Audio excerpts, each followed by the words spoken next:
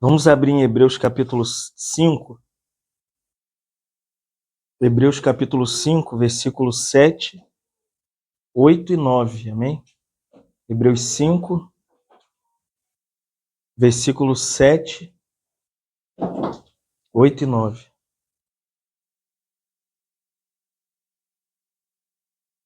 Ele, Jesus, nos dias da sua carne, tendo oferecido com forte clamor, lágrimas, orações e súplicas, a quem podia livrar da morte, e tendo sido ouvido por causa da sua piedade, embora sendo filho, Jesus aprendeu a obediência pelas coisas que sofreu, e tendo sido aperfeiçoado, tornou-se o autor da nossa salvação eterna, para que todos os que lhe obedecem. Te adoramos, te louvamos e engrandecemos o teu nome, porque só tu pode ser o autor da nossa salvação.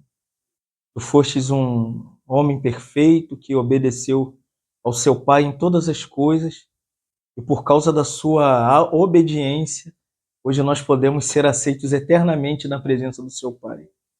Por isso, o Espírito Santo nos ajuda, nos guia na pregação, direciona os nossos corações à tua vontade nessa manhã. É o que nós pedimos a ti, Espírito Santo, crendo que tu és soberano no nosso meio. E não há nada que possa impedir o seu mover, o seu fruir e a tua presença derramada sobre nós e dentro de nós. E nós oramos nessa manhã, ó Pai, em nome de Jesus.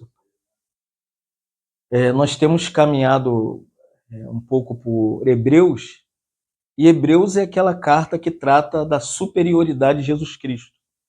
Jesus Cristo é superior a tudo, e quando a gente chega no capítulo 4, que é o capítulo anterior ao capítulo 5, a noção que o escritor aos Hebreus mostra para a gente é que somos convidados a entrar no descanso. Todos nós, como filhos de Deus, filhas de Deus, nós somos convidados a descansar na pessoa de Cristo. E o escritor aos Hebreus chega a dizer que ainda resta um repouso para os filhos de Deus. Então todos nós, irmãos, nessa manhã, somos convidados a descansar no Senhor. A palavra descanso, no grego, significa Shabat, porque vem lá de Gênesis. Na criação, Deus criou todas as coisas. Primeiro dia, segundo dia, terceiro dia, quarto dia, no quinto dia, e no finalzinho da segunda parte do sexto dia da criação original de Deus, Deus criou o homem, a sua imagem, a sua semelhança, criou um jardim. Olha que lindo, irmãos, com a árvore da vida. E Deus falou assim: é muito bom. O texto diz lá, né, Moisés escrevendo, e viu Deus que tudo era muito bom, irmãos. Só que o muito bom para Deus convidou o homem para o descanso, o Shabat de Deus. E Deus descansou de toda a sua obra. Que lindo, né? E por que a gente é tão atarefado? A gente corre tanto. A gente quer que o hoje seja para amanhã. A gente está tão preocupado com tantas coisas. Quando o Criador dos céus e da terra, ele dormiu. Estranho, né? Deus, depois de criar, Deus é igual a gente, né? Ontem, de fato, a atmosfera do culto estava tão boa que a gente nem queria ir embora. Eu que comecei a expulsar ele, ó, vamos embora, gente, vamos embora. Porque, irmãos, Deus quer descansar conosco. E Paulo mostra que o verdadeiro descanso é aquele que no meio da batalha, no meio das lutas, das perseguições, porque o capítulo 5, ele se inicia com o escritor aos Hebreus mostrando aquela figura que as pessoas hoje ficam até meio apreensivas. Quem é Melquisedeque? E diz que Jesus é um sumo sacerdote superior à ordem de Arão, porque ele é da ordem de Melquisedeque. Na igreja lá de Maricá eu expliquei quem é esse da ordem de Melquisedeque. É a primeira vez que aparece Melquisedeque na Bíblia. É igual a nossa história. Depois de lutas, desânimos, aflição, sofrimento, Abraão, depois que Ló foi preso, Abraão pegou os seus homens mais valentes e foi para a batalha. E claro, Deus estava com Abraão, né? Abraão era o pai da fé. E ele guerreou ali e venceu os 5 reis. E Abraão, cansado, mas cheio de despojo, estava ali descansando. De repente ele avistou, viu um homem que ninguém sabia de onde ele vinha, de que direção ele vinha, de que casa ele era. E o nome dele era o rei de Salém. Ele era o rei de Jerusalém. Só que Abraão falou, mas eu conheço o rei de Jerusalém. Esse aí não é o rei de Jerusalém. Quem é essa figura? E o nome dele é Melquisedeque. Quem é Melquisedeque? É aquele que não tinha princípio, não tinha meio e não tinha fim. Quem é Melquisedeque? Jesus Cristo. No meio do cansaço, das lutas de Abraão, tipologicamente, teologia chama isso de tipologia bíblica. Vem Jesus, a sua pessoa gloriosa, vem com o quê? Pão e vinho. Depois da batalha, você quer descansar com Deus? Tem que cear. Amém? Nosso lugar de repouso é baseado no sangue de Jesus vertido na cruz e no seu corpo oferecido em nosso lugar. É o nosso descanso. A mesa e a ceia do Senhor nos introduz no descanso eterno. Por isso que Paulo diz lá em 1 Coríntios 11, 23 a 26, fazer isso em memória de mim até que eu venha. Isso aqui te prepara para a volta do Senhor. Segunda, com uma visão de que eu sei o porquê Jesus está voltando. Terça, Jesus está voltando. Quarta, Jesus está voltando. Quinta, Jesus está voltando. Sexta, Jesus está voltando. Até que ele venha. Sábado é o Shabat, nós não guardamos o sábado. Não somos adventistas do 7º dia, amém?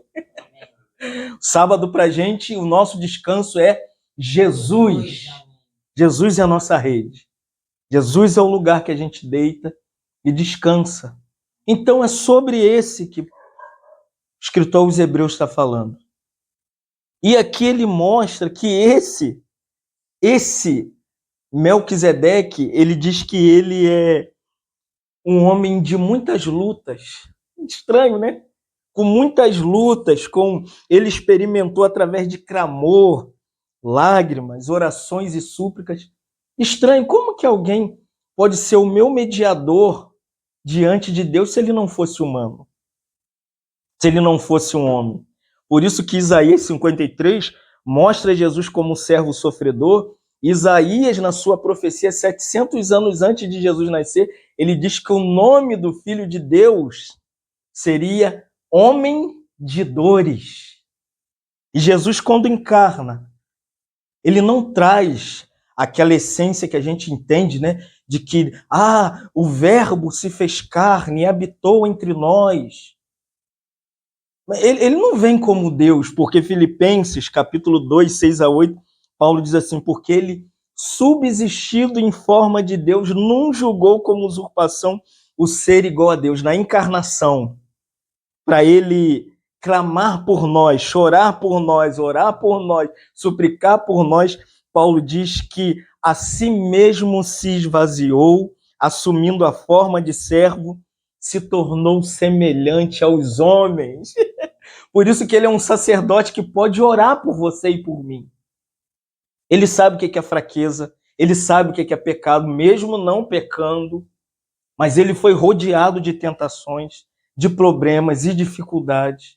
Então, irmão, nós somos chamados a entender que o Filho de Deus, embora sendo Deus na sua eternidade passada, quando ele se encarna, ele é homem mesmo. Ele era um homem que entrou na nossa humanidade, com tudo que você possa dizer assim. Ele tinha dores? Tinha. Ele tinha ansiedade? Tinha. Ele tinha preocupação? Ele tinha. Ele ficava triste? Ficava. E o escritor aos Hebreus aqui aponta, quando ele diz com forte clamor, isso faz alusão à cruz, irmão. Como que Jesus foi à cruz? Qual é a maneira que Jesus foi à cruz? Ele foi ali no jardim do Getsemane, quando ele estava ali, ele clamou, ele bradou de forma tão grande, que quando você olha para o jardim da agonia, ou Gólgota, em Mateus 27, 46, o escritor diz assim, quando Jesus na cruz se sente ali abandonado por todo mundo, os discípulos foram embora. Os homens zombavam, se tu és o Filho de Deus, você desça daí, salva-te a ti mesmo. Graças a Deus que Jesus não desceu. Imagina se Jesus desce da cruz para salvar ele mesmo. Nós estaríamos agora no inferno, acabados eternamente, destinados ao lago de fogo para queimar. O inferno é real, irmãos. E Jesus se sentiu desamparado. Você já se sentiu desamparado? Abandonado, sem ninguém que te apoiasse, sem ninguém que te buscasse? Jesus também foi um homem que clamou diante das aflições. Então, quando você estiver assim, saiba que nós não estamos sozinhos na história do sofrimento. Jesus na cruz diz assim, Deus meu, quem está falando é o Filho de Deus, falando para o Pai, Deus meu, por que você me abandonou? Na história da redenção, o pai nunca havia se separado do filho, irmãos. O filho nunca tinha experimentado a ausência da presença do pai, da beleza do pai, da glória do pai, da santidade do pai. O que fez com que o pai virasse o rosto e não olhasse mais para a face do seu filho? Os seus e os meus pecados. Tudo que nós cometemos caiu sobre ele. Por isso que Isaías 53 diz que o pecado que nos traz a paz, né, estava sobre ele. Ele assumiu o seu e o meu lugar. Por isso o pai virou as costas para ele. E não só isso. Jesus na cruz também chorou. Você já chorou por causa dos seus filhos? A morte de filho, a enfermidade quando assola a sua vida? Então saiba que você não está sozinho. Jesus chorou em 2 ocasiões. A primeira ocasião, em 3 ocasiões. Quando ele olhou para Jerusalém e falou, vocês são um povo que não tem pastor. São ovelhas sem pastores. E ele fala, eu como uma galinha queria ajuntar vocês, Israel, debaixo das minhas asas e cuidar de vocês. Jesus chorou no monte.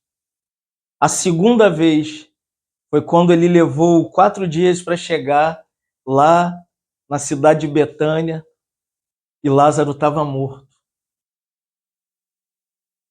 E as irmãs de Lázaro vieram, se tu tivesse chegado aqui, meu irmão não teria morrido.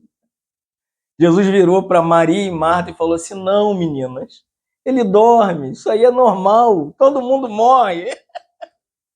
A morte é iminente, irmãos.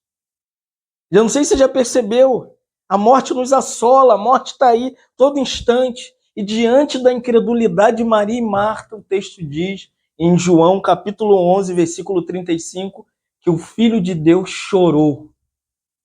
E na cruz ele chorou de novo. Ali, os seus poros ensanguentados, e o texto diz que Jesus chorou, irmãos. Por que Jesus chorou? Primeiro, por Israel. Israel não tinha ninguém que cuidava deles. Depois chorou por causa da incredulidade de Maria e Marta. É até interessante que quando ele chora, os fariseus falaram assim, e ele amava muito seu amigo. Ele não está chorando porque amava Lázaro, não, irmão. Ele estava chorando porque o povo era incrédulo. Ele, depois que ele chora, ele diz assim, ele não vai ressuscitar quando inaugurar o reino, não. Ele diz, eu sou a ressurreição e a vida. Aquele que morre, irmão, nós não morremos. Por isso que nós não tememos a morte. Mesmo se nós morremos fisicamente, a morte eterna não nos encontra mais. Ninguém que é salvo vai morrer. Nós morremos fisicamente. E se Jesus voltar, nós vamos ser arrebatados para estar na presença do Senhor. Mas se nós dormirmos hoje no Senhor, nós estamos o quê? Vivos. Vivos na presença do Senhor. Nós entraremos na presença do Senhor. Então, quando você pega aqui o escritor aos Hebreus falando, é justamente esse clamor e esse choro de Jesus. Mas o versículo 8 é interessante, que diz que Jesus teve que aprender a ser humano. E nós não queremos ser humanos. Nós queremos ser super espirituais, super crentes. E nós esquecemos, irmãos, que o Filho de Deus teve que aprender a obedecer o Pai. Mas como assim? Jesus Cristo não é o Filho de Deus? Como que ele teve que aprender a obedecer? Não é que o Filho de Deus nunca deixou de obedecer. Quando você pega Salmos 48, Davi diz assim, agrada-me, ó Deus, Jesus falando para o Pai, né, que é uma figura de Jesus, é um salmo cristocêntrico, messiânico. E Davi está dizendo, dentro do meu coração está em cumprir a sua lei. O Filho sempre obedeceu na eternidade, irmão. Jesus nunca teve o elemento da desobediência nele. Quando você pega João 6,38, quando ele encarna, começa o seu ministério, faz a multiplicação dos pães e dos peixes, qual era a questão para os judeus? Será que esse homem aí de barba, com esse vestidão, com esse cabelo grande, é obediente mesmo? E diz assim, João 6,38, porque eu desci do céu, quando ele se encarna, não para fazer a minha própria vontade, mas para obedecer à vontade daquele que me enviou. A vida de Jesus, irmãos, é uma eterna obediência. Não tem um momento, 1 milímetro, 1 segundo que há desobediência ao Pai. Tanto que ele ia nas festas em Jerusalém, e numa das festas, Maria, José e seus irmãos esqueceram Jesus. Subiram com Jesus, foi para a festa com Jesus e se esqueceu de Jesus. É igualzinho a gente. A gente canta, a gente louva, a gente pula, a gente grita. Daqui a pouquinho vem as tribulações. Maria e José falaram, vamos embora para casa. A gente tem que ir para casa, arrumar a casa, faxinar a casa, fazer compra. Quando chegou na metade do caminho, José falou, Maria, cadê o menino? Às vezes é tão gostoso ter Jesus, mas a gente perde Jesus na metade do caminho. E vai na segunda com Jesus. Aí na terça, com um pouquinho de Jesus. Na quarta, mais um pouquinho, quando Maria deu... vamos procurar no meio dos parentes. A galera da tribo de Judá, você viu Jesus aí? Tá, não. A turma de Efraim... E Jesus não... Era muito grande o judaísmo. A cultura judaica era... Jesus não foi encontrado em nenhuma das 11 tribos. Maria falou, José, não tem jeito, tem que voltar lá pro templo. Quando chegou lá, o Filho de Deus sentado, os escribas e os doutores da lei, e Jesus ensinando. E Maria olhou de longe, falou, menino, nós estamos aqui, ficamos... Sabe quantos dias eles levaram para ir? 1 dia e meio. Mas 3 dias Jesus ficou sozinho. Que delícia! Ele queria saber de pai e de mãe. Ele queria ensinar, irmão. E Maria falou, menino. Aí ele mostrou um caminho do que eu estou falando. Do chamado dele. Qual era o chamado de Jesus? Obedecer. Falou, mãe, você não sabia que me convém fazer a vontade do meu pai? E o texto diz em Lucas que Maria guardava tudo aquilo no coração. E o texto também diz assim, em obediência, aleluia, ele voltou com seus pais. Ele falou, papai e mamãe voltou, tô indo embora, vocês ficam aí. Mas termina, Jesus. Ele falou, tô obedecendo. Depois termina essa aula de teologia aí. E voltou, irmão. Isso mostra que se Jesus obedeceu, nós também devemos, com sabedoria, com graça, como diz em Lucas 2,52, que Jesus crescia em sabedoria, obediência e estatura diante de Deus e dos homens. Sabe qual é hoje o caminho da desobediência que a gente vê? Principalmente dos jovens. Os jovens não gostam de obedecer aos pais. Os jovens hoje são muito desobedientes. A mãe pede para lavar o banheiro, não lava. Pede para lavar uma louça, não lava. Marca no horário certinho, o horário que você tem que estar no ponto para pegar o ônibus para ir para a escola, não vai no horário. Não, irmãos. Se o Filho de Deus, o Criador com Deus, Paulo diz aqui, né, em Hebreus 5:8, aprendeu a obedecer, quanto mais a gente, irmão.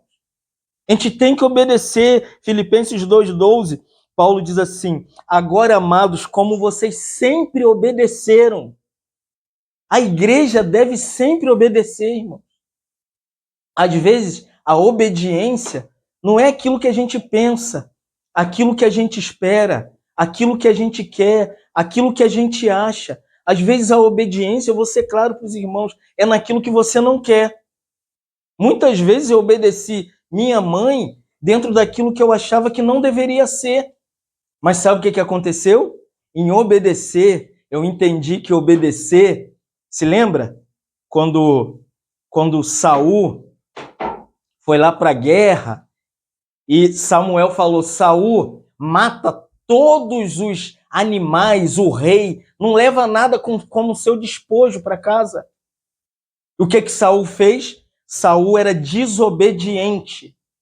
Saul pegou os animais, pegou o rei Agag e levou o rei para casa. E Samuel chegou todo feliz. Vencemos a guerra, o rei está com a gente. Quando ele chegou na mão, bé! Que isso? O Saul, que mugido de ovelha é essa aí? O que aconteceu, Saul? Eu não falei para você matar todos os inimigos de Deus? Saul falou: não, acaso eu poderia agradar a Deus, irmãos? E Samuel diz para Saul: melhor é obedecer do que sacrificar. Às vezes, em detrimento da desobediência, a gente sacrifica. Sacrifica a nossa casa, nosso tempo, nosso dinheiro, nossa família, nossos bens. Às vezes, por causa da desobediência, a gente passa por coisas que não é Deus fazendo, não. É a nossa escolha. O livre-arbítrio existe justamente por isso. No livre-arbítrio, o que você faz? Você só faz coisa que não presta. Então, a melhor coisa, é isso que Paulo diz em 2 Coríntios 10:5, Paulo diz assim, que toda altivez que se levante contra o conhecimento de Deus seja levada cativa com todo sentimento à obediência de Cristo. Irmão, obedeça, amém, irmão? Se Deus falar, se submete. Ah, mas eu não estou entendendo esse caminho. Você sabe quanto tempo Israel deveria, ali do Mar Vermelho, terra, do deserto para a terra de Canaã para entrar? Quantos dias era para eles fazer a caminhada? 40 dias. Por que eles ficaram 40 anos rodando? A terra era aqui, ó. Israel ficou aqui, desobedecendo. Deus falou: eu vou sustentar vocês, eu vou dar comida, eu vou dar água. Primeira coisa que Israel fez: ah, não tem pepino, não tem cebola, não tem alho, a gente ama a comida do Egito. Meu Deus do céu! Deus desafiou Faraó, os exércitos de Faraó, Deus julgou o Egito, Israel quer comida. Deus falou: tá bom. Aí começa Moisés liderar. A irmã de Moisés faz uma sedição, uma divisão na igreja, no deserto. Foi lá para Arão e falou: Arão, você é a boca de Deus, rapaz. Submete esse cara aí não. Que Moisés era gago, imagina um gago liderando o povo. O cara é gago. Mas Deus falava com Moisés. Entendeu? Tem que obedecer, irmãos. A questão é que a gente não obedece.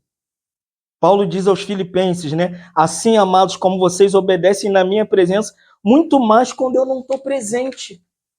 Aí Paulo diz assim: desenvolvei a vossa salvação com temor e tremor, porque é Deus que opera em nós o querer e o realizar. Sabe por que a igreja não cresce, os crentes não amadurecem, a igreja não tem maturidade espiritual para julgar o mundo hoje? A igreja se envolveu com o mundo, a igreja é parecida com o mundo, a cultura do mundo penetrou a igreja. É porque os crentes não são obedientes a Deus. Hoje o problema do meu ministério é que a maioria daquilo que a gente dá para a igreja, as pessoas falam: ah, tá bom, até a parte A. A parte B eu resolvo a minha vida. E nós estamos vendo Paulo dizendo, né, que Jesus, como Filho de Deus, sempre obediente, Desde toda a eternidade, quando encarna, ele aprende as coisas pela obediência. Por que ele tinha que obedecer? Porque somente um homem perfeito e obediente poderia ir à cruz para morrer em nosso lugar. Qual é a história do Antigo Testamento? Adão e Eva desobedeceram. Noé venceu o dilúvio, plantou uma vinha, aí tomou um vinho, desobedeceu a Deus. Nimrod erege uma torre, alcança o céu, desobedeceu a Deus. Abraão é o pai da fé, desobediente. É o pai, ninguém fala isso, mas é o pai da fé mais desobediente do Antigo Testamento. Deus falou: não desce para o Egito, vão querer Sarai. Sarai era do tamanho dessa porta, uma mulata enorme. Quando o rei viu Sarai, falou: quem é essa mulher? É minha irmã. Mentiroso! Era a mulher dele, ele nem guardou a casa. Desceu para o Egito, desobediente. Jacó, ladrão, tomou a bênção da primogenitura de Esaú. Então percebe? A história dos filhos de Israel no Antigo Testamento é uma história de desobediência. E hoje não é diferente. Até Jesus vir, irmãos. A história que eu tenho visto nesses 30 anos que eu conheço Jesus, inclusive a minha também. Às vezes nós somos assim, o Senhor fala: Fábio, vai para lá, a gente fala: não, vou para cá. Acorda cedo para ler a Bíblia. Ah, Senhor, perde tal hora, eu vou ler, irmãos. Obedece quando o Senhor falar. Porque Paulo diz no versículo 9 de Hebreus 5 que Jesus se tornou o autor da nossa salvação. Por que ele obedeceu? Por que ele sofreu? Porque somente alguém que sofre e obedece poderia nos salvar dos nossos pecados. Autor da salvação. Por que ele é o autor da salvação? No original grego, essa palavra autor é o capitão da salvação. Ele é aquele que prepara o caminho da salvação. Ele é aquele que nos coloca no propósito da salvação. E quando Hebreus 2:10, Paulo escrevendo, diz assim: porque convinha que aquele cuja causa e por todas as coisas existe, olha como Paulo diz, conduzisse muitos filhos à glória e aperfeiçoasse pelos sofrimentos o autor da nossa salvação. Percebe? Sofrimento, aperfeiçoamento, salvação. Vamos lá? Sofrimento, aperfeiçoamento, salvação. Ele é o capitão da salvação. Como Josué. O que Josué lidera ao povo? Qual é a figura de Josué depois de Moisés? Josué, ele é um capitão, irmãos. É ele que prepara o povo para entrar na terra. Mas como que Josué é preparado? Porque ele ficava no sopé do monte. Moisés subia no monte Sinai. O monte, bradava, Deus descia, Deus falava, e o texto diz em Josué que o menino Josué ficava atento a tudo que Moisés dizia. E chegou o momento dele como um capitão guerreiro para guiar o povo. Só que vieram as pessoas e falaram assim: a terra tem gigante, homens enormes. Qual é o relatório dos 10 espias que foram lá na terra? Não dá. Não dá para entrar na terra e conquistar. E Josué e Caleb falou: não, dá sim. Nós vamos comer os inimigos como pães. Se você tem uma visão que governa, que te direciona, que autoriza o que você tem que ser, o que você tem que fazer, nenhum problema é um empecilho para você servir a Deus. Nada. Nem os seus sofrimentos, nem seus pecados, nada que você passe ou viva vai te impedir de servir a Deus, irmão. Por isso que Josué é o capitão do povo. Ele guia o povo, ele direciona o povo. E na figura de Josué, nós temos Jesus. Jesus é o nosso autor. E Paulo diz assim em Hebreus 12:2, é o texto mais lindo que eu gosto. Paulo diz como a gente deve prosseguir. Paulo diz assim: olhando firmemente para o autor. Olha que lindo! Ele não só é o autor, Paulo diz que ele também é o fim da nossa fé. Amém, irmão? Ele é o início da fé, o meio da fé e o fim da fé. Ontem Vinícius ali nos mostrou o que é a fé, um dom. A graça é um dom, a justiça é um dom, a reconciliação é um dom, não tem mérito nenhum. E a fé?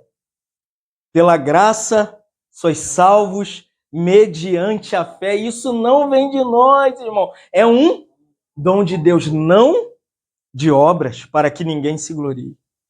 Hebreus 11:1 diz: a fé é um firme fundamento das coisas que se esperam e a prova daquelas coisas que você não vê. Hebreus 11:3, Paulo diz: pela fé entendemos que o universo foi criado pela palavra de Deus. É fé, irmãos. Hebreus 11:6, Paulo diz assim: sem fé é impossível, irmão, é impossível estar nessa reunião, participar da ceia do Senhor, louvar desde ontem. Nós estamos adorando desde que chegamos ontem. Eu acho que se gravasse tudo que foi falado, tudo que foi pregado, eu pessoalmente, eu estou quase 2 meses na estrada. Minha mulher falou: quando você vai ficar, Morena? Eu falei: não sei. Uma hora eu fico, mas eu estou na fé, irmão. Vamos na fé. Porque é isso, pela fé. Paulo diz: sem fé é impossível agradar a Deus. E Paulo diz assim: é necessário que aquele que se aproxima de Deus, Paulo diz assim, creia. Você crê, irmãos? Amém. Creia que ele é galardoador. Deus vai te dar uma recompensa no final. Se crê, vai ser recompensado no final. Porque ele é o autor da nossa salvação. E Paulo termina dizendo: essa salvação que é autorizada por Cristo é para aqueles, assim como Jesus, aqueles que obedecem. Não tem como, irmãos, ter fé crescente se você não obedecer. Olha como João 6, 28 e 29, os discípulos indagaram Jesus depois que ele transforma, multiplica os pães e os peixes, alimenta a multidão. Qual a indagação de todo mundo que está ali? De onde vem esse cara? Que fé é essa? Que levanta 2 pratinhos e vira um monte de gente comendo, sentado na relva. Aí hoje é a famosa pergunta.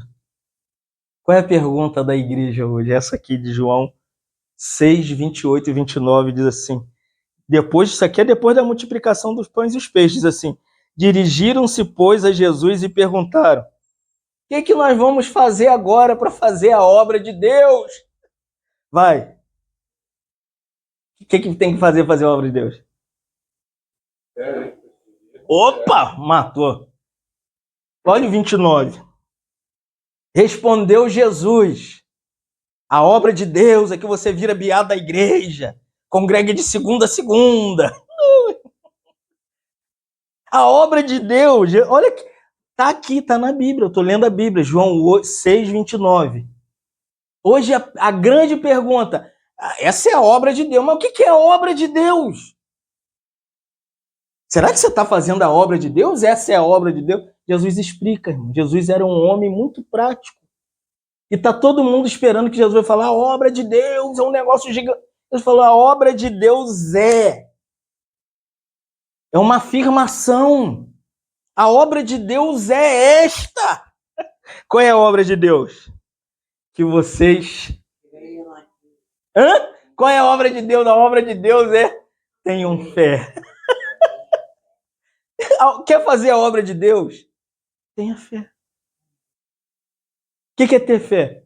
Ah, não tem comida. Creia na obra de Deus, irmãos. Qual é a obra que Deus fez pra gente? No Antigo Testamento. É nítido. Israel está no deserto. Deus fazia cair comida do céu.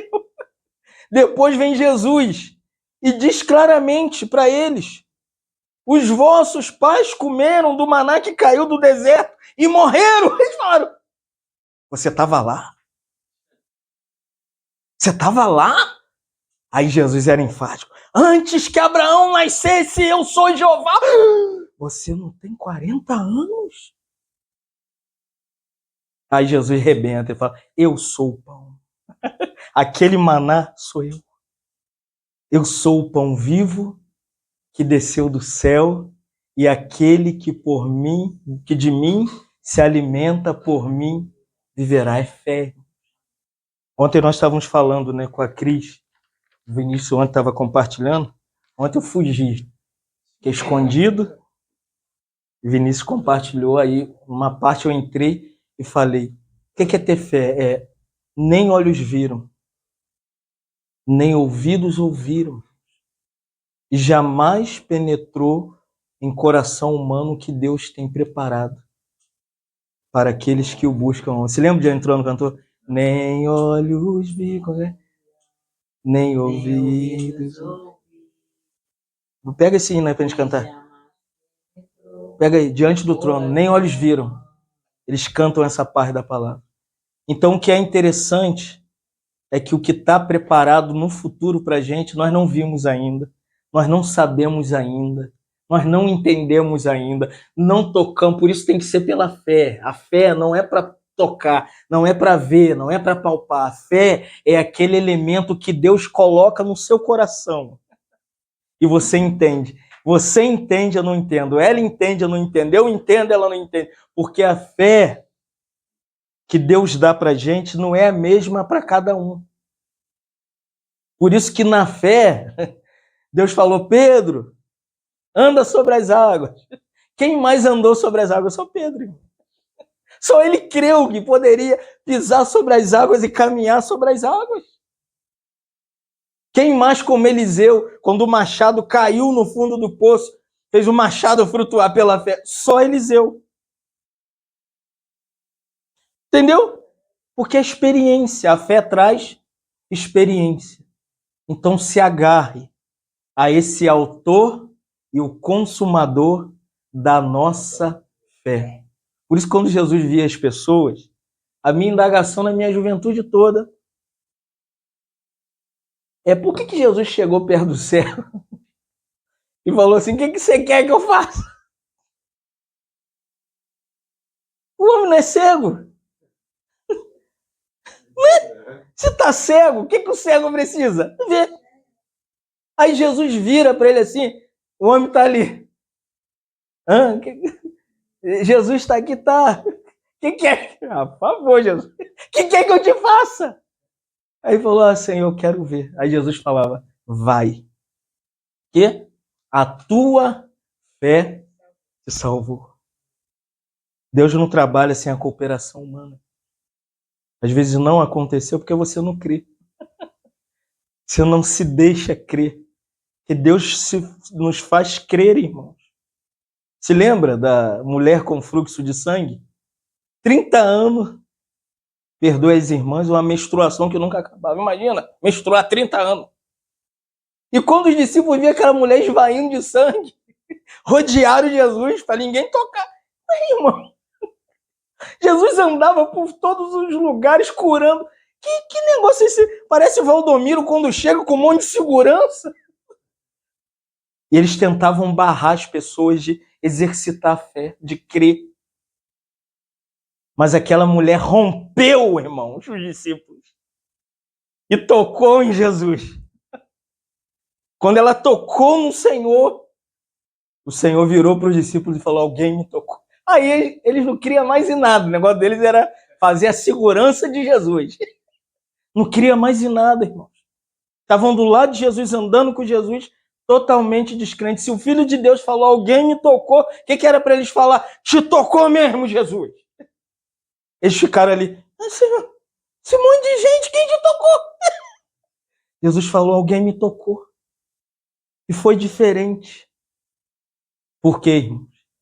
De mim saiu poder. E aquela mulher foi curada. Então, irmãos, a gente precisa crer que o elemento da fé, a fé não é só para salvação. Tiago diz: a fé sem obras é morta. Se a fé não é operante, você não creu em nada. Ser cristão sem crer em nada não é ser crente, irmãos. A gente precisa crer em Deus, Crê em Jesus, crê no Espírito Santo, crê na obra do Espírito Santo e como Deus pode também nos guiar pela fé. E a gente esquece que Deus nos deu a fé e agora é nossa. Romanos 11, 28 diz que a fé é dom. E ele diz assim, a fé e a vocação de Deus, que é dom, são irrevogáveis. Nunca mais você perde a fé. Você pode ficar fraco na fé, igual Pedro, negou o Senhor, mas Pedro não deixou de crer em Jesus. Então, não despreze a fé que Deus te deu. Não abandone o caminho da fé. Não abandone o autor da fé. Não abandone o consumador da fé. Se agarre a essa fé. Viva por essa fé. Não estou falando de fideísmo cristão, que tem que determinar para Deus fazer. Eu estou falando que o dom que você recebeu agora é seu. Viva pela fé. Amém, irmão? Pega, você quer ter isso que eu estou falando aqui? Vai ler Hebreus capítulo 11. A galeria... Vamos lá, vamos só um pouquinho. Vamos terminar lendo Hebreus 11 para você ficar inspirado. Vai ficar inspirado agora. Vamos inspirar Hebreus capítulo 11. Mas vamos só ler e vamos terminar. Olha isso aqui, irmão. Porque fé que não opera não é fé. Olha como Paulo vai dizer. Pela fé. 23, 11, 23. Moisés, nascido, foi ocultado pelos pais durante 3 meses porque viram que a criança era formosa e ficaram com medo. Mas pela fé, quando Moisés se tornou homem, filho de Faraó, ele preferiu, pela fé, ele preferiu ser maltratado com o povo de Deus. A fé te faz passar por sofrimento. Ser até maltratado, abandonado, esquecido. É fé, irmãos. O que Moisés, em vez de ficar no palácio de Faraó, foi lá para ficar com os filhos de Faraó, para os filhos de Israel rejeitado e perseguido? E continua. Pela fé, olha só, ele abandonou o Egito, não ficou com medo da cólera do rei. Pela fé, Moisés celebrou a Páscoa, aleluia, ó, derramando sangue, quando o anjo da morte matou todos os primogênitos. Pela fé, atravessaram o Mar Vermelho como terra seca, quando os egípcios queriam tragá-los. Pela fé, as muralhas de Jericó caíram. Pela fé, Raabe, a prostituta, não morreu. Aleluia. Olha agora para as irmãs. Irmã, vocês estão com medo? Olha o versículo 35. Pela fé, mulheres receberam pela ressurreição os seus mortos. Pela fé, alguns foram torturados, não aceitando ser resgatados na hora da morte, pois acreditavam ressuscitar no último dia. Outros passaram pela prova de escárnios. Pela fé, foram açoitados, algemados, aprisionados, apedrejados, provados, cortados pelo meio. Esse aqui é Isaías. Foi cortado. Sabe como que Isaías morreu? O rei botou ele em praça pública, cortou ele pelo meio. Isaías, esse aqui. Ó, pela fé, foram atravessados com uma espada, foram peregrinos no deserto, andaram com vestes de pele de ovelha, e João Batista e cabra, foram necessitados, afligidos, maltratados. Por quê? Termina lendo 28, todo mundo para mim. 28, por quê? Para que tem que ter fé? Leia o 38. Alguém lê para mim. Olha, o mundo não era digno para eles. E nessa lista aqui está Isaías, Jeremias, Abacuque, Sofonias e agora eu e você.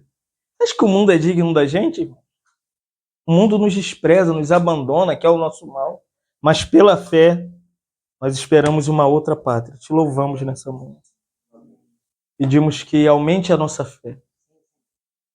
Possamos contemplar, Senhor, a sua face nessa manhã e entender que o Senhor é o autor e o consumador da nossa fé. Não nos deixe de esmorecer na fé. Nós queremos, assim como Pedro disse, Senhor, se é assim que o homem é salvo, Senhor, então aumenta-nos a fé. Aumenta a nossa fé nessa manhã para crer no impossível, no sobrenatural, nas operações do Seu Espírito na nossa vida. Senhor, não queremos ser crentes que titubeiam na fé. Nós queremos manter a chama da fé, que é um dom que recebemos, acesa na nossa vida, para que possamos prosseguir. Obrigado que pela fé a Cris agora está experimentando uma nova realidade com Caleb. Obrigado, Senhor, porque pela fé nós entendemos. Não sabemos ainda o que é e como é, mas nós já entendemos, Senhor, pela fé. Porque nem olhos viram, nem ouvidos ouviram, e jamais penetrou em coração humano o que o futuro ainda nos aguarda. É algo muito belo e ainda não sabemos. Mas pela fé, Senhor, queremos guardar essa esperança que temos como cristãos. Nos abençoa e continua conosco o resto do dia. Em nome de Jesus. Amém.